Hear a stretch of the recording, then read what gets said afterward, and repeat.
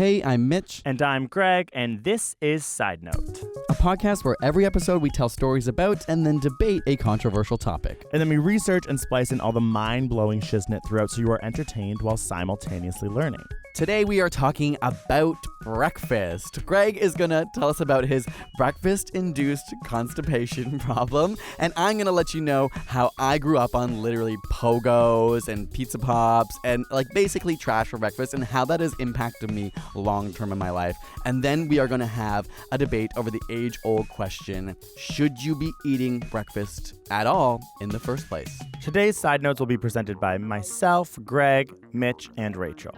Hey friends, let's get into it.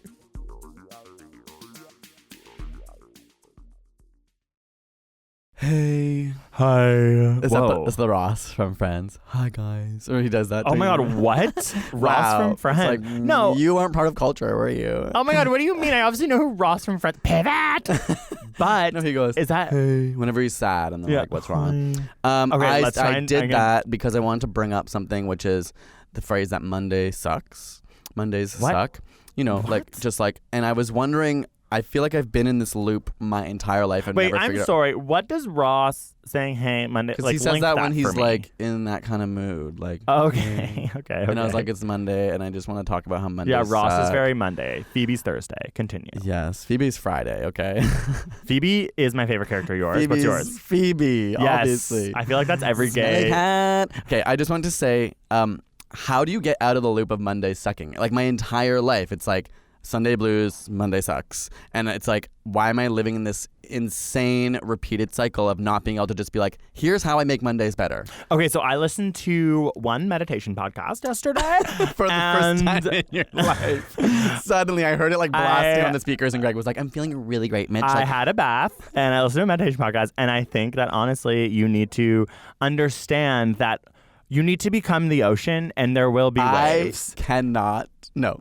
Excuse me. That's not how I make Mondays better. The waves are the Monday and the Sunday, and that's the wave. And you need to understand that you are the ocean, and that those waves will come. And when you're in them, you just need to understand that it doesn't matter. If I feel this way, I'm going to get out of this, and it's fine. And you will see that you will be elevated through that. I do not believe you right now. I'm actually not kidding. I literally this morning shut my eyes with my coffee, and I was like, Greg, it's the wave. Be the ocean. And it worked because I was having anxiety. Okay, whatever. I don't need to defend this because I meditate. Okay, let's get on with it. It is the wave, be the ocean, and we will get through this.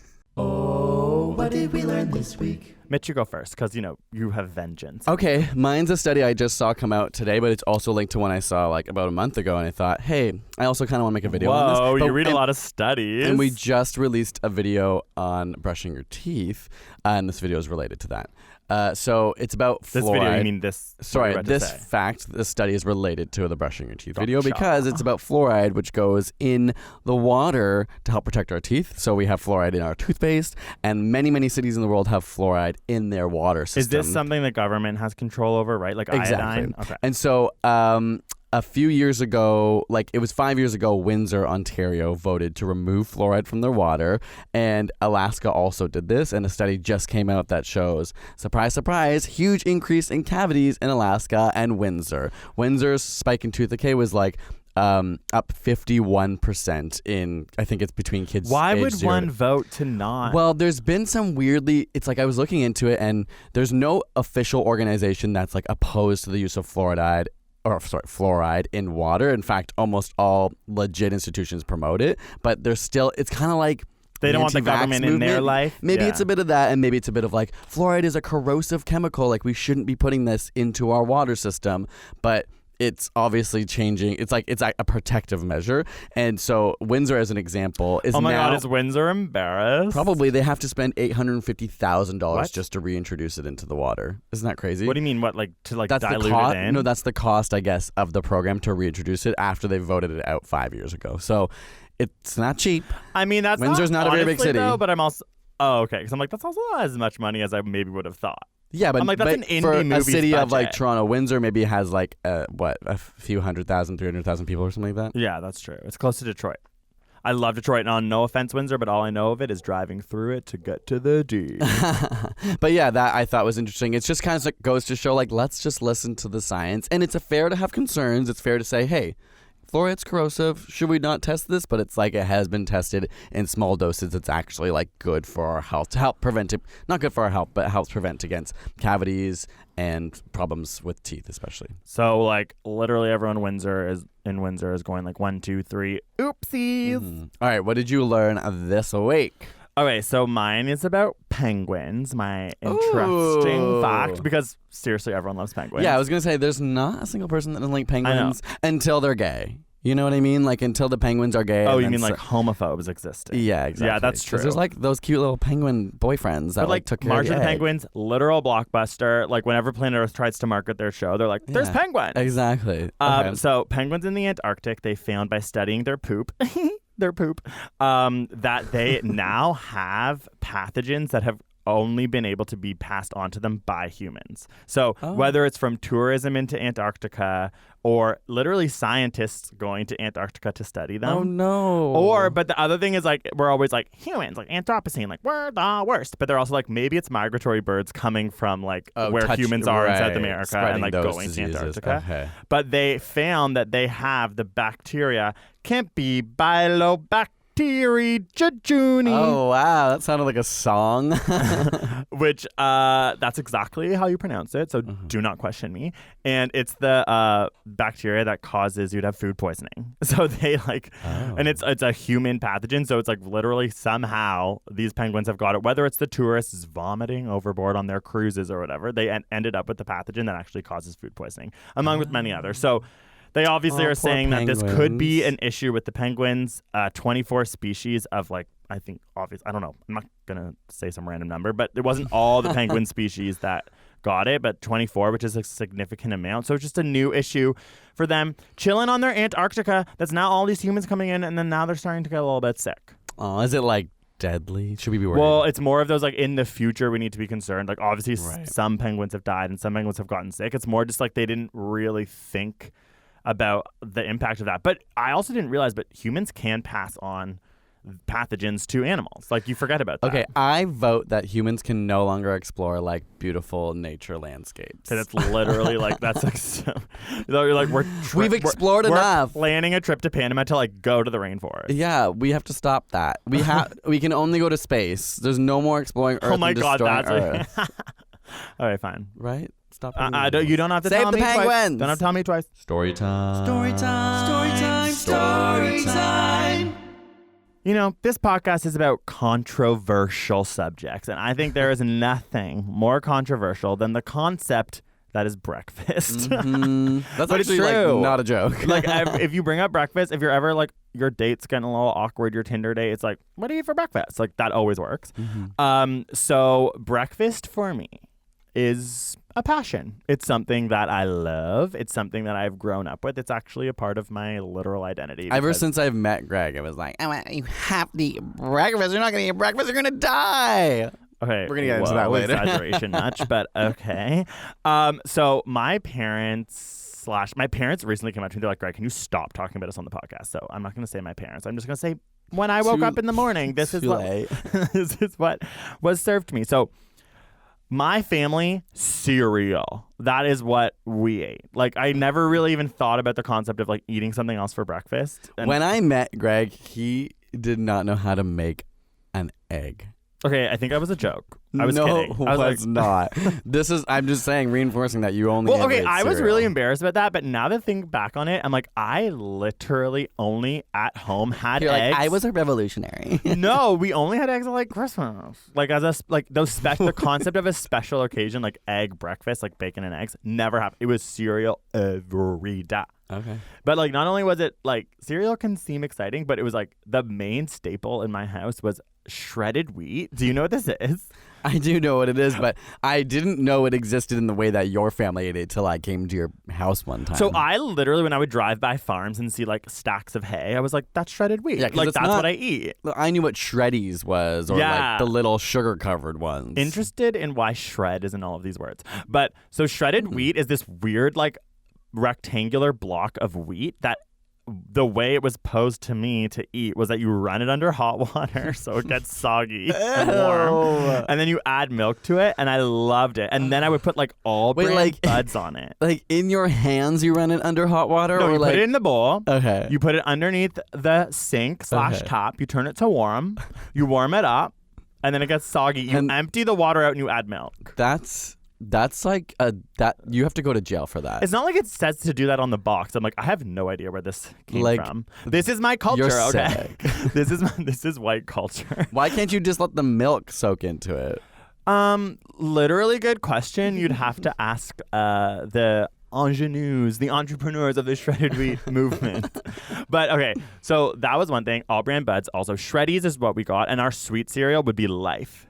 Do you remember that cereal? Oh, yeah. I actually like Life. Me too. I love Life. Check squares, right? You like Life? Actually, love Life. I love Life. Sorry, so maybe you need to go to therapist because I love Life. But that was it. That was like most of what we got. Oh, and also never name brand. So it was always like wheat squares. Like I would never get Shreddies, you know what I mean? Because it's, and like I still to this day think it's true. Like you look at the price, it's like, there's not much of a difference between the wheat square and the Shreddy, but the Shreddy is $1 more. Yeah, almost always I agree in terms of like when you try both, you're like, they're literally the same. And there's also like people say that the factories often make both. Like yeah, we have if you have Cheerios and you have a name off-brand like Circle, Sweeties or whatever, it's like they're often made in the same exact factory. But there are times when I've had off-brand ones that are mimicking another name brand and they do taste different. Placebo. No. Placebo. No. Placebo. Sometimes it's not. And may I just say quickly, cereal, if you've ever had corn pops in Canada, what's that? Amazing What's sugary that? cereal. Okay. They're like these round little puff yellow balls. Yeah. Corn pops, great.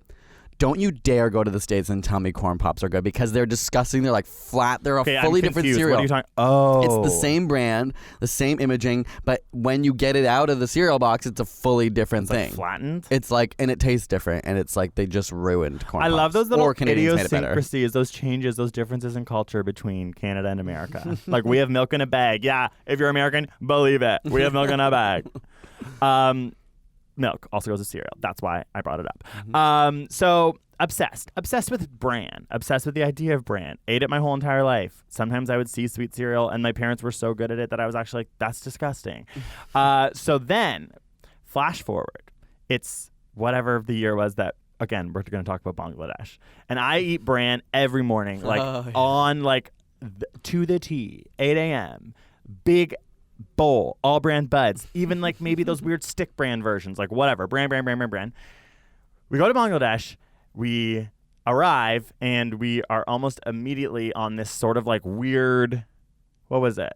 A boat? Yeah, we were like traveling on this like rickety boat that there wasn't much going on. It was just like we had to get from point A to point B. It was like a tourist Oh, you boat. mean when we were on the actual Sunderban Yeah, I'm like, trip? rickety boat. What do you mean? Sorry. Yeah. Okay, we spent 3 days in the Sunderbans, which was like a jungle. Is that what you mean? So okay. It was like we slept in these rooms. It was incredible because there were people making us food on this little boat where I don't even know if there was an oven. It was the most delicious food ever. It was like 5 days. And on the last day, they served us ice cream. It was so hot. And I was literally like, I don't understand. Where did this come from? Yeah. And it was like, we watched something. Like, it was a small boat. Like, there wasn't a fridge on the boat. Yeah. There wasn't even really like a roof. Like, I mean, it's there just, must have been something. It was like very, like, not fancy. Mm-hmm. But I had full-on constipation. I did not. Many other people on this trip did not suffer from constipation. They suffered from the opposite. I don't think any. Yeah, it was literally. For me, I was like, okay, this like the way that I am like didn't get enough fiber. The way that my gut like is reacting to this situation is like that I'm not going to the bathroom, and I thought that maybe it had something to do with like the food, the change in diet, and all these things. No access to the internet. Come home. And I start really getting deep into looking at like what happens when you get constipation while traveling. And a big issue is potentially that if you eat cereal or fibrous North American concepts of breakfast and you don't get that anymore, you can have constipation if you change your diet. I'm sorry I stole your punchline. Like I didn't realize that's what you were. Oh, no. I just like spoiled the fiber joke. It wasn't a joke. It's like a point that I was actually like, okay. And from that point forward, I diversified my breakfast. It was not all bran. It's sometimes bran on top of So it's just like your body's so used to having high fiber that then without it literally keeps you regular, but what happens when you don't have access to it? Okay, this is an argument I have against like doing anything healthy. Okay? And I'm just gonna say it and we're just gonna pretend it's not problematic. But sometimes I think like when I start to exercise, then if I don't, I feel shitty. And then I'm like, that sucks. Because like when I didn't exercise, maybe I was feeling shitty all the time, but it was just like the baseline. And then I didn't know I was feeling shitty. But literally all you said is that when you exercise, you maybe start, that you feel, okay, you kind of just said that you feel shitty all the time. When you exercise, you start to feel better. But I didn't know I was feeling, you feel shitty. No, I didn't know I was feeling shitty before. Now it's like but you just, like if you stretch every day and then you have a few days you don't stretch, you're suddenly like, I feel so crappy today. Well, because you have to bask in the glory of how good you feel the day that you stretch. But you don't know. It's just the baseline, okay? I just mean your fiber baseline is way too high.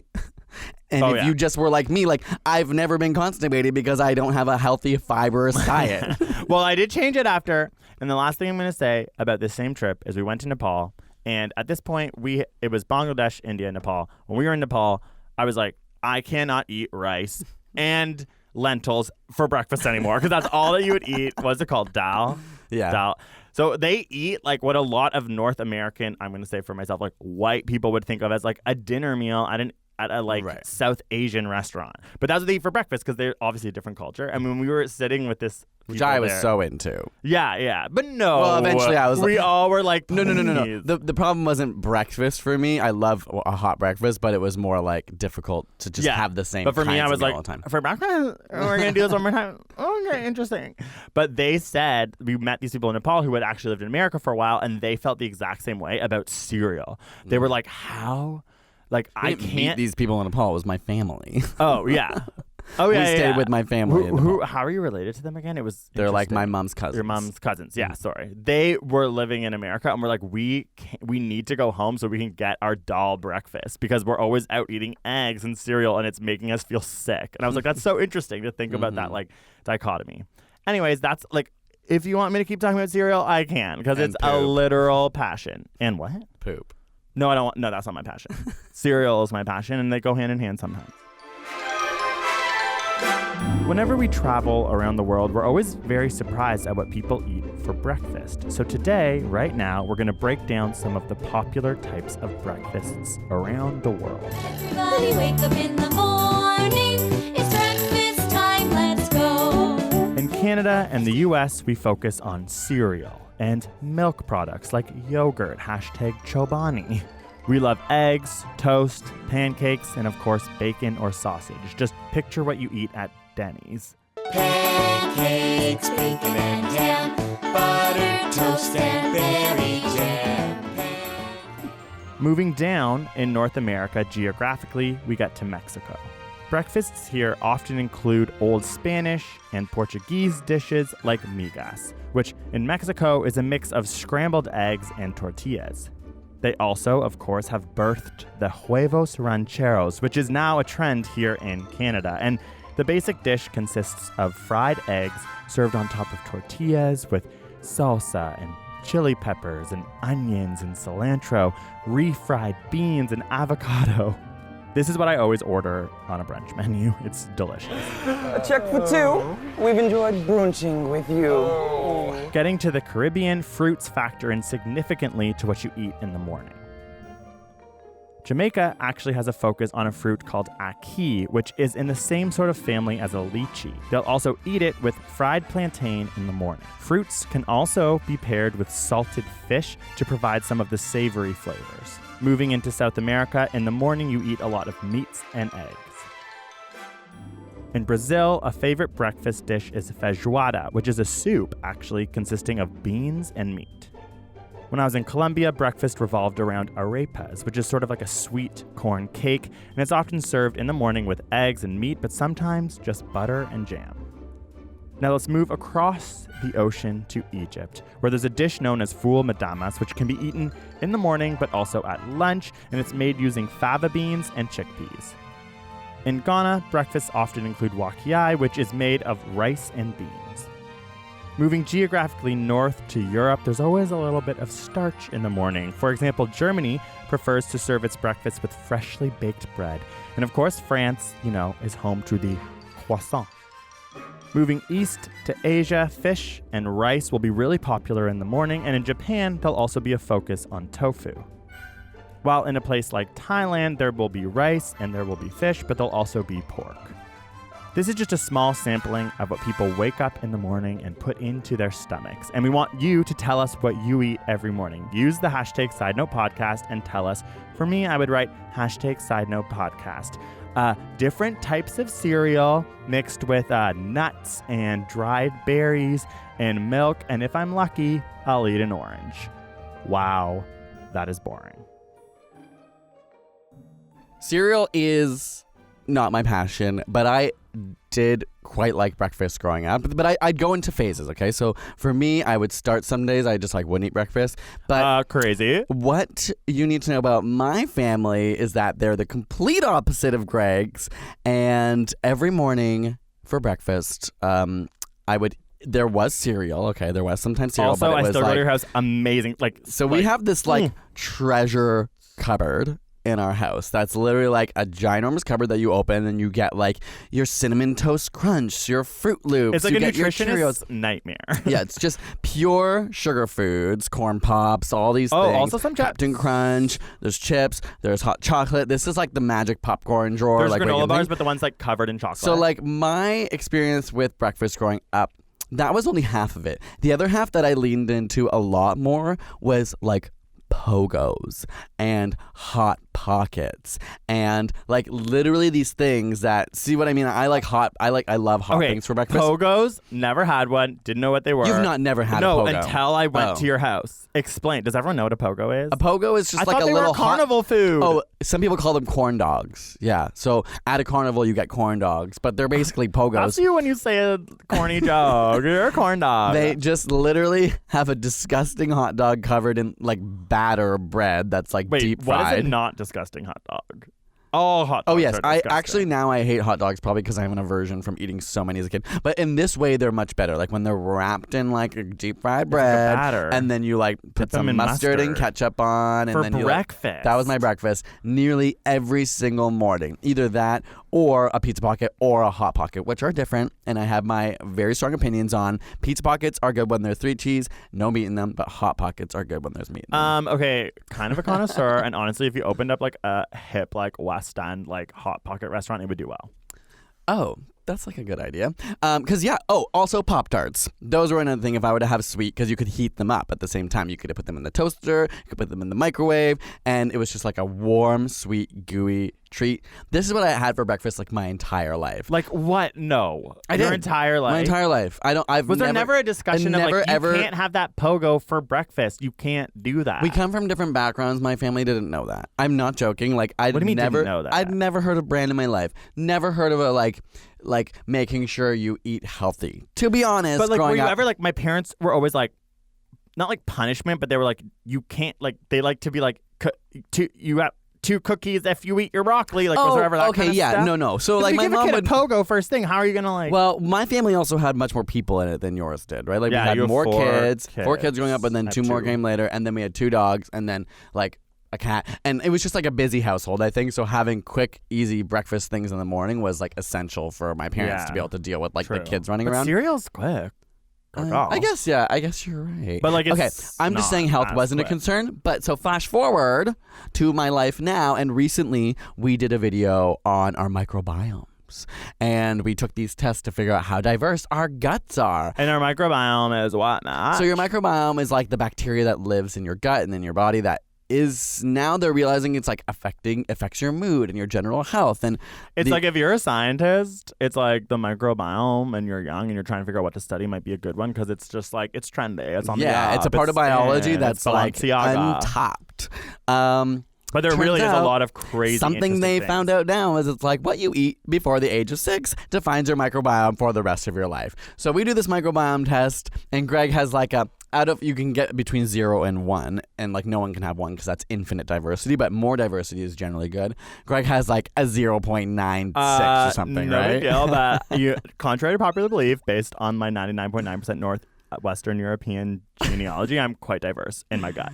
Yes, and then I take it being I'm relatively healthy now. I don't eat Pogos for breakfast. I had a 1.3 0.7 something. I don't know. No, 0.7, not 1. Oh, sorry. Yeah, I know. 0.7. Sorry.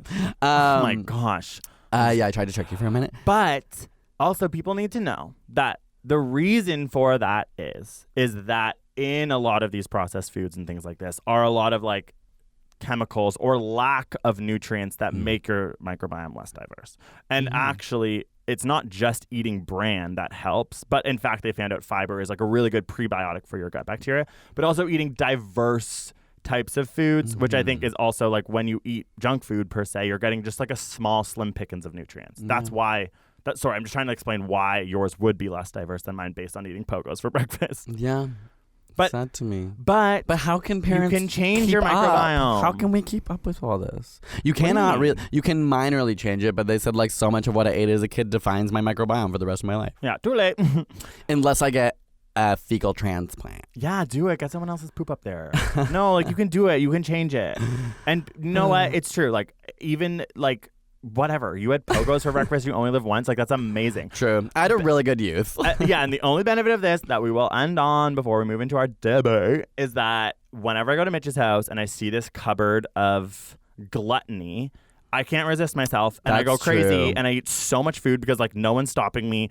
I'm like, how are you just allowed to eat whatever you want? I don't know if anyone out there like has this experience. I don't know if it's common, but I had all these awful foods and now I feel like part of that allowed me to like resist temptation in a weird way. Yeah, exactly. But I'm sure there are plenty of people who like had it and no, but I think that there is something there. But Greg will come over and my family will have like a huge bowl of candy or a huge bowl of chips out like, for everyone. I wish I could explain to people. I'm like, there's not enough humans in this house ever at any time to warrant this like bowl of like. Sometimes there's literally a bowl of like chocolates, candies, chips that's separate to the cupboard, and I'm like, okay, it's just out like. Are you serious? Like, no one's going to stop. I'm going to eat all of it. And I remember me and my little brother were just sitting with you chatting, not realizing you had eaten like 18 and I was chocolates. Like, ripping and then you were like, I'm going to barf. And we were like, oh my God, Greg, we've had one. Like, why did you eat so many? And we just realized in that moment, like, we're surrounded by it all the time, so it doesn't feel like we need to have. It's true. Like, we always have access, so you only eat it when you actually want it, kind of thing. Exactly. Anyway, so thanks, Mom and Dad. I'll talk about my parents for once for giving me the awful gut bacteria that you gave me, but also thanks for giving me like the best youth and immunity to life. gluttony. Yes. So I also took a test to look at my gut diversity, and like Mitch, it was not so good. But really quickly, what is a microbiome anyway? So you are made up of roughly 30 trillion human cells. Whoa, so many. But believe it or not, there are other cells inside us that outnumber those cells, and they are bacteria cells, and they are what make up your gut microbiome. And having a diverse microbiome, meaning lots of different species of bacteria, is related to improved physical and mental health. But how do you get a good gut? How do you up your diversity? Here are 5 things that could help. Number 1, you're just born into it. Seriously. Babies that were born vaginally instead of cesarean section get a lot of good bacteria from their moms, and that translates into adulthood. Number 2, you could get a poop transplant. Wait, what? You could literally put the poop of a super healthy person into your body through a procedure that is similar to a colonoscopy. It's like an enema in reverse, but don't think about it too much. Literally, ew, I can't. Ew. Literally, ew, I can't. Ew. Okay, number 3. If you don't want to get a poop enema and you weren't born vaginally, you could just take a probiotic. Probiotic pills contains billions of live bacteria, with the intent that these bacteria will populate your gut. But there is some skepticism over their effectiveness. So number 4 is alternatively, you could eat your probiotics. Fermented foods like kimchi, sauerkraut, miso soup, kombucha, and yogurt is loaded with them. Number 5 is to feed the good bacteria you already have in your body foods that they like. So these foods are known as prebiotics. They are foods like leafy greens and fibrous foods, as well as veggies such as artichokes, garlic, and onion.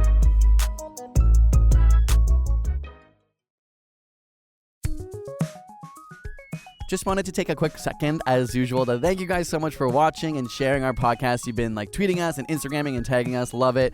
Just wanted to send a reminder to keep doing that and like our podcast in the apps that you use and download it. Allegedly, the elusive download is important and it helps us, get on the different charts and stuff like that. But ultimately, you sharing our podcast with a friend or family member or your teachers or your colleagues is really awesome, and we appreciate it. We love making this, and that just kind of makes it all continue on, and we want to continue it forever for you. But thank you so much. We'll get back into the show now.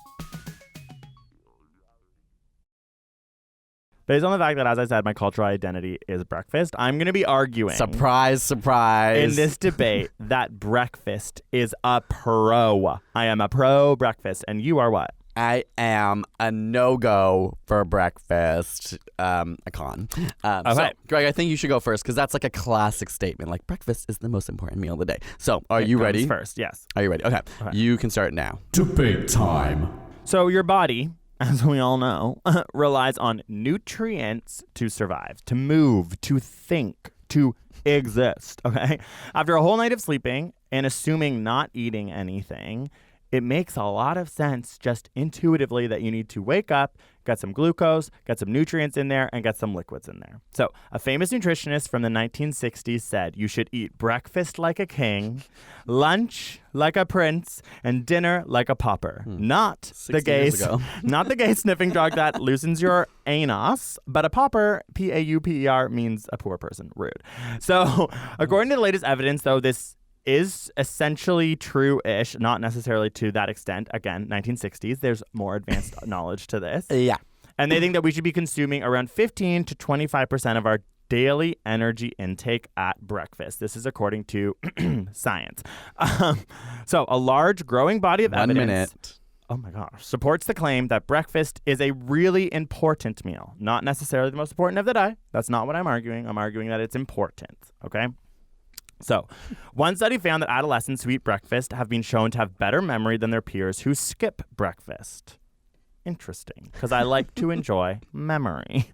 Also, a study of students found, students between the ages of 9 and 11, so we're talking pretty young, still probably being told to eat breakfast or not by their parents, found that they actually got better grades. 30 seconds. Better grades when they ate breakfast. So that's a pretty interesting study. 5,000 students, pretty big, wide net. But if the breakfast was junk food, #pogos, it literally was negligible. What, they said pogos? They literally, according to the study, seconds. breakfast consumers were twice as likely to do well in school, although the connection didn't apply to the 20% of students who were eating junk food for breakfast. Okay. 5 seconds. So eating breakfast helps regulate your blood sugar, your insulin levels, and also skipping your first meal. You ran out of time. Yeah. Well, interesting. Oh, no. That's the way the rules work. We're going to continue to talk after, and I just honestly think that it's obvious. I believe we follow rules in this podcast, and okay. Is it okay if I use studies that are modern? Do you mind, or do you want me to also use modern. 1960s? I'm joking. That was a quote to help get people to think about it. Maybe I shouldn't have wasted my time with that damn famous nutritionist from the 60s. Anyways, okay. Your turn. Yeah, you ready to time me? Yeah. Okay.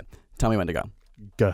So I need to state unequivocally that breakfast being the most important meal of the day is a full lie, and that skipping breakfast may actually be good for you. So there is some correlation between breakfast eaters having a lower risk of things like chronic disease, they weigh less, and some of the facts that you said. But as we know, all correlation does not equal causation, and a lot of these observational studies are just that. And so when they retested many of them in randomized control studies of people skipping breakfast versus people eating breakfast, it has no impact on weight, which is a lot of the reasons that people talk about eating breakfast, that it actually impacts your metabolism. In fact, some people say that it kickstarts your metabolism in the beginning of the day, which has been proven false. The other thought is that if you don't eat breakfast, you're going to eat more at lunch, which might be true, but they found that skipping breakfast can reduce your calorie intake by up to 400 calories a day. So even if you are eating a little bigger lunch, overall, you're not compensating for that. 1 minute. Now, you might have heard of this little trendy thing called intermittent fasting, except it's not just a trend. The study bears out that intermittent fasting has a method of where you fast for 16 hours and then eat for 8. And so most people are eating between lunch and dinner only. And the evidence suggests that this method helps improve metabolic health and increases weight loss. And you've also probably heard that breakfast jumpstarts your metabolism, which I've said before. It does not.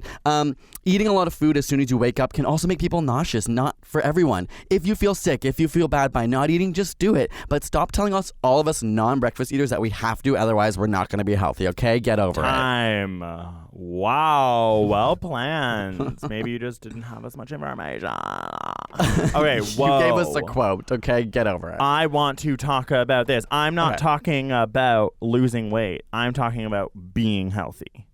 You were talking a lot about this idea that eating breakfast makes you lose weight. I'm not talking about that. I'm talking about overall health. Not Eating just breakfast weight, is important. That it's your metabolic health is good when you fast. Yeah, that the last human study, body but the ones before that is designed. This is something my nutrition professor taught me. Is that there are four stages. stages. Has a degree. There are 4 stages of hunger to starvation, and the human body would naturally go through 3 of those. Obviously, starvation being the last is not a phase that humans and would want to put themselves in. But as hunter gatherers, as our historical evolution would have bared out, you would have eaten a lot of food, you would have been full, and then you would have gone through the other 3 stages as you waited for more food. So this is the argument of intermittent fasting. Is that that it's actually good for your body to rotate through the metabolic states, not going all the way to starvation, but that hunger is an important part of your body's metabolism. Intermittent fasting has gained a lot of attention in the past few years.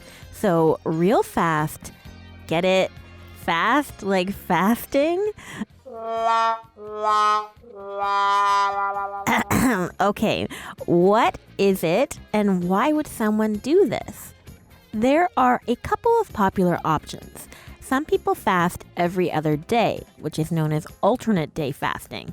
There is also the 5-2 diet, where you eat normally for 5 days and then restrict calories to a quarter of your daily needs on the other 2.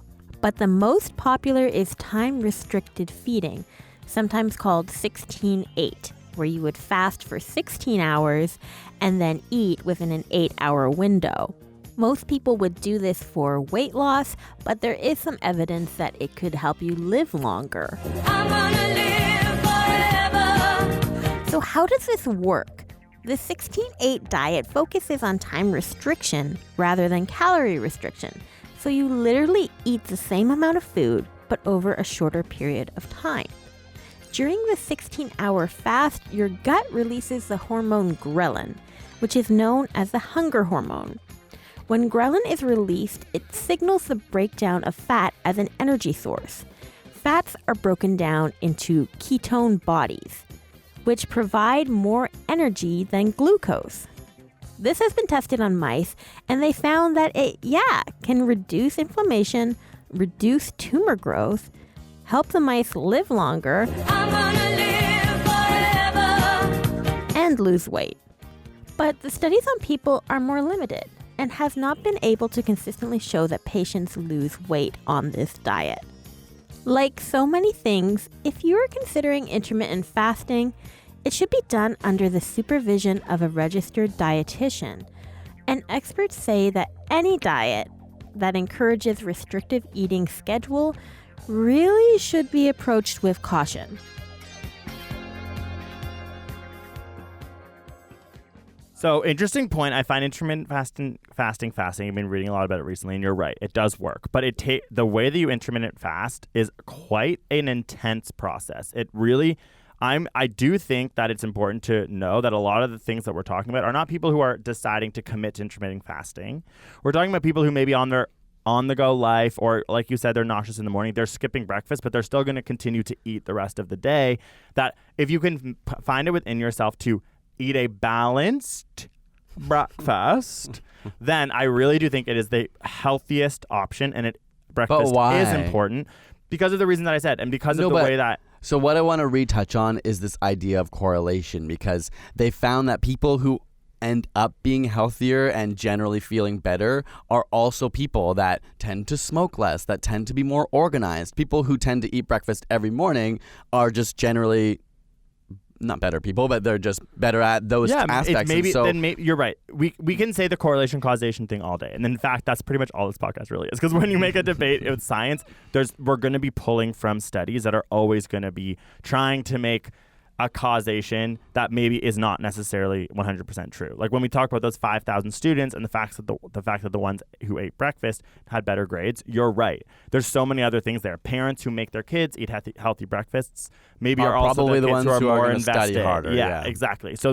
I'm agreeing with you on that. But the point is, and what I'm trying to say is that eating a healthy breakfast is good for your body. You can't say that it's not. And I think one thing that we can agree on is I'm not saying it's the most important meal of the day, but unanimously in all the studies that I read, they are saying it is important. It is good for you. It's good for a balanced diet. It's good for your brain. It's good for nutrition. But I'm not saying it's not good. There's a difference between saying it's good for you and it's important for you. Those are two different things. Like, my argument isn't that having breakfast is actually bad for you. It's just that, hey, we all have different bodies. We all have different requirements. We all have different cravings. Why are we telling people who just actually don't desire to eat breakfast in the morning that they're being less healthy? And then encouraging those people to make sure that they're continuing to be healthy throughout the rest of the day. But having breakfast isn't just about being healthy. Like, lots of people don't eat healthy breakfast. Yeah, it says British children under 10 years of age are currently consuming more than 50% of their recommended daily allowance of sugar at breakfast. So it's true.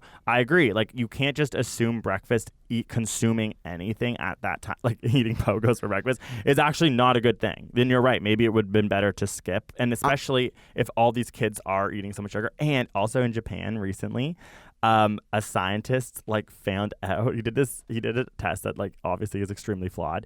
He gave people ice cream in the morning and then other people nothing, and the people who had ice cream in the morning perform better on cognitive tasks and stuff. And it's created a trend in Japan where people are eating ice cream for breakfast. No. But it's no, of course, wasn't ice the point cream's necessarily, better than nothing. Okay. But anyways, interesting. Again, Obviously I did not touch on cognitive function, so that may be true, but I think generally that's true of any time. If you need to have performance, you do need fuel for your body. But I guess I'm also just arguing for the people who don't want it. Like, some people feel physically really sick when they eat breakfast. And I actually used to be that way, and it took me a long time. I feel like you had an influence on me in a way, and I was like, yeah, maybe breakfast is so good for you. Yeah, if you're going to go do something that's demanding, you probably, say you're going to go work out, you probably should eat something. I mean, I'm not a nutritionist. I'm not a health expert. I don't want to actually give that advice. There might be reasons not to. All the advice to just... No, but there might be reasons that some experts would say, you don't always have to eat right before you work out. You can eat after. I'm really curious where this idea of eating 3 times a day even came from. Well... Is it biological? According to my research, it's very much cultural influence thing. Also, business loves that. Cereal companies love that. Right. And so that 3 meals a day is it's just something that fits in the confines of capitalism, the 9 to 5, and of works. Our cultural structure. Yeah. Because I'm curious, it's a very British thing. What historical humans Western. who weren't living in our society where work was 9 to 5, when were they eating? There probably are many cultures right now that eat smaller meals all throughout the day. I don't actually know this, that's also a trend too. To eat like that is actually don't eat gluttonous, but you eat can lots find of small studies meals. that will back that up.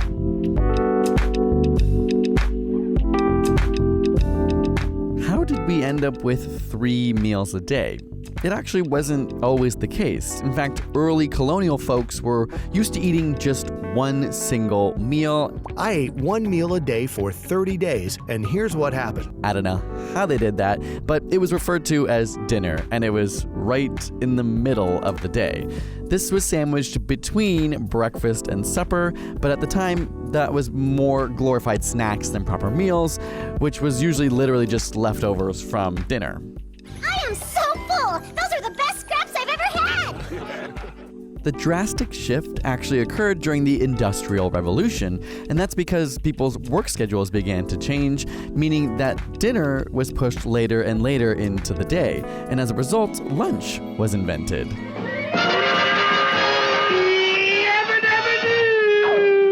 On top of this, the new sedentary lifestyle that the revolution encouraged led to an evolution in breakfast as folks became more and more interested in healthier options. But the truth is, 3 meals a day actually isn't even a standard today. Some places like Argentina and Greece are accustomed to having 4 meals a day, while others like Jamaica focus on 2 larger meals with lots of snacks in between. For me, food is food, so as long as I get to eat, I'll be happy.